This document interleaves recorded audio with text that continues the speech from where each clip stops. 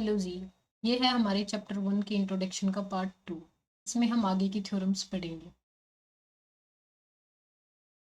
आगे की थ्योरम है 1.3 जो कहती है let p be a prime number if p divide a square then p divide e where a is a positive integer. Theorem देख के लग रहा होगा कि अजीब सी है, लेकिन नहीं। हम यहाँ पे कुछ नंबर को मान के चलते हैं तो थ्योरम हमें इजीली समझ आ जाएगी। फॉर एग्जाम्पल के लिए मैंने p को माना 3, a को मैंने माना 9। अब a का स्क्वायर जो होगा वो होगा 81। थ्योरम हमारी कहती है कि अगर p जो है 81 को डिवाइड कर रहा है तो p 9 को भी डिवाइड। p हमारा 3 है। अगर 3 81 को डिवाइड करता है तो 3 हमारा 9 को भी डिवाइड करेगा। ये a का स्क्वायर है। इतना सा हमारी थ्योरम कह रही है। हम एक और एग्जांपल लेते हैं। एग्जांपल के लिए p मैंने लिया 5, a मैं ले लेती हूँ 25। तो अगर p 5 जो है a का स्क्वायर होगा मेरा, a का square is equal 6 to 5। p जो है 6 टू 5 को डिवाइड करेगा, p जो है 25 को भी डिवाइड। ये हमारी ये थ्योरम कहती है। अब हम पढ़ेंगे अगली थ्योरम। तो अब हमारी आती है थ्योरम 1.4, जहाँ पे ये थ्योरम कह रही है कि रूट टू एक इरेशनल नंबर है। इस चीज़ को हमें प्रूफ करना है। वैसे तो हमें पता है कि रूट 2 रूट 3 जितने भी रूट में प्राइम नंबर्स होते हैं वो सारे इरेशनल नंबर होते हैं, लेकिन फिर भी हमें इस चीज़ को प्रूफ करना है कि रूट 2 जो है एक इरेशनल नंबर है। अभी एक एक्सरसाइज आएगी 1.2 या 1.3 ऐसे कोई है जिसमें सारे क्वेश्चन इसी बेस पे होंगे कि प्रूफ करो रूट 2 जो है एक इरेशनल नंबर है, या फिर रूट 5 जो है इरेशनल नंबर है। वो कुछ इस हिसाब के क्वेश्चन भी देते हैं कि 2 + 3 रूट 5 इस चीज़ को प्रूफ करो कि इरेशनल नंबर है। और कुछ 1/, में भी रख देते हैं, जैसे 2/√7 इस चीज़ को प्रूफ करो कि ये इरेशनल नंबर है। तो ये सारी चीज़ें अभी हमें प्रूफ करनी है। ये सारी प्रूफ इस थ्योरम के बेस पे ही होंगी। जो ये थ्योरम है इसी पैटर्न से ये सारी चीज़ें भी सॉल्व होंगी, बस थोड़ी बहुत मॉडिफिकेशन है, वो हम क्वेश्चन करेंगे तब देख लेंगे। बाकी अगर सिंगल नंबर के लिए पूछेंगे तो ये एक ही पैटर्न है, इसको आप ध्यान से समझ लेना। तो अगर रूट 2 को वो हमें इरेशनल प्रूफ करने के लिए बोल रहे हैं तो सबसे पहले हम मान लेते हैं कि रूट 2 जो है रेशनल नंबर है। यहाँ पे मैं लिख देती हूँ कि रूट 2 लेट, मान के चलेंगे, let root 2 is a rational number. अब क्योंकि रूट 2 एक रेशनल नंबर हमने माना है तो रूट 2 को मैं लिख सकती हूँ a/b की फॉर्म में, क्योंकि जितने भी रेशनल नंबर होते हैं वो सारे p/q की फॉर्म में होते हैं। तो हमारा रूट 2 भी p/q की फॉर्म में होगा। लेकिन यहाँ पे a और b जो हैं वो हमारे को प्राइम नंबर्स हैं। a एंड b आर को prime numbers.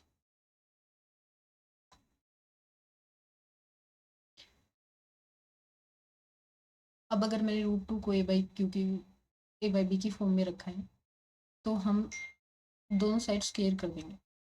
Root 2 is equal to a/b और करेंगे squaring both side.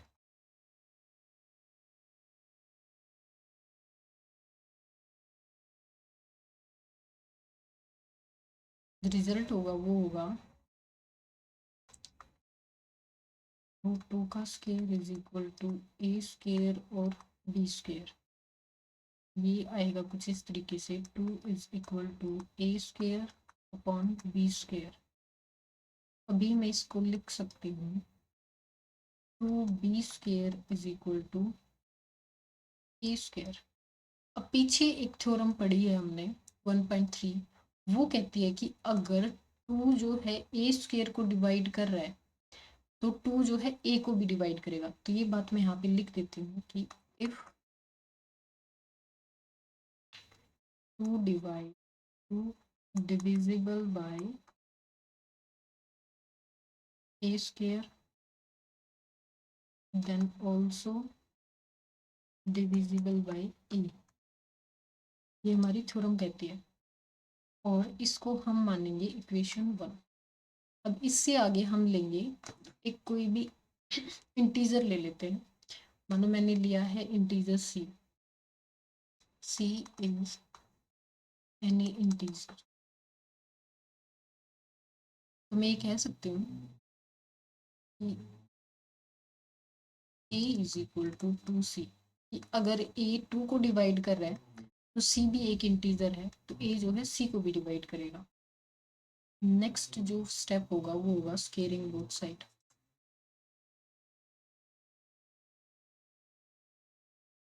Squaring both side, तो रिजल्टेंट हमारा आएगा a square is equal to 4c square, क्योंकि 2 का स्केयर 4 होता है।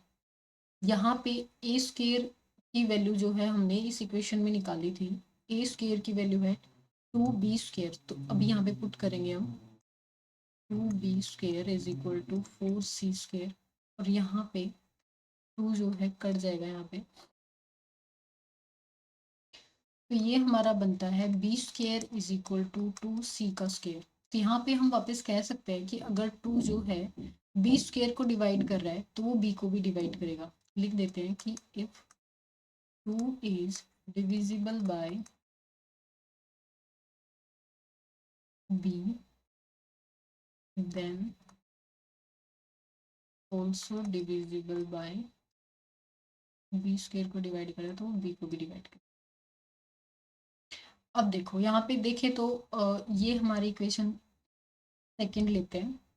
अब इसमें 2 जो है यहाँ पे b को डिवाइड कर रहा है, b स्केयर को भी डिवाइड कर रहा है, जो भी है, लेकिन 2 का एक फैक्टर b हो गया। और वहीं पे इक्वेशन फर्स्ट में जो है 2 a को डिवाइड कर रहा था, तो 2 के जो हमारे पास फैक्टर आते हैं वो एक फैक्टर होता है a और एक b, ये दोनों 2 के फैक्टर आते हैं।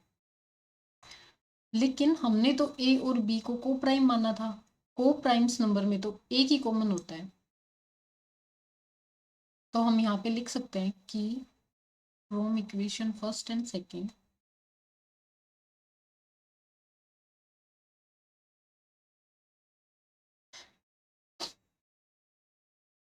A and B are not co-prime numbers.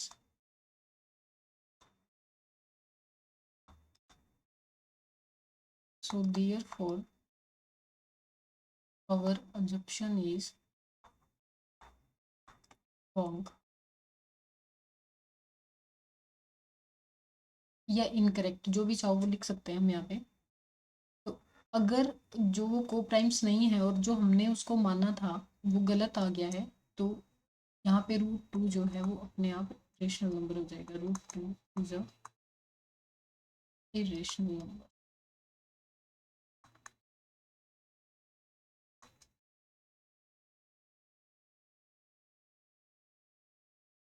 सभी जो क्वेश्चंस का पैटर्न होगा वो यही होगा, बस ये रूट के अंदर की वैल्यू चेंज होती रहेंगी या थोड़ा थोड़ा पैटर्न चेंज हो जाएगा। बाकी पूरी एक्सरसाइज अभी नेक्स्ट जो आएगी वो इसी के बेस पे होगी, इसीलिए ये थ्योरम्स हमने करी है।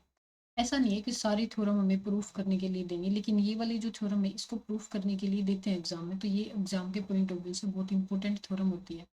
इसको एक बार अच्छे से चेक कर लेना, रिवाइंड करके देख लेना, जैसे भी आप कंफर्टेबल आपको लगे वैसे आप अपने हिसाब से इसके नोट्स बना लो।